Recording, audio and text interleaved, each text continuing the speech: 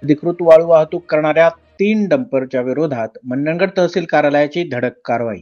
सविस्तर वृत्त.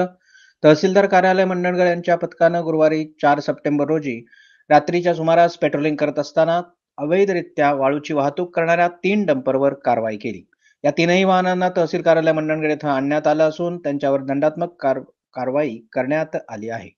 गुरुवारी रात्री गस्त घालत असताना महसूल पथका तालुक्यातील म्हाप्रळ ते मंडणगड मार्गावर 2 डंपर आणि कुंबळे दहागाव मार्गावर 1 डंपर रस्त्यावरून वाळूची अवैधरित्या वाहतूक करत असताना आढळून आले.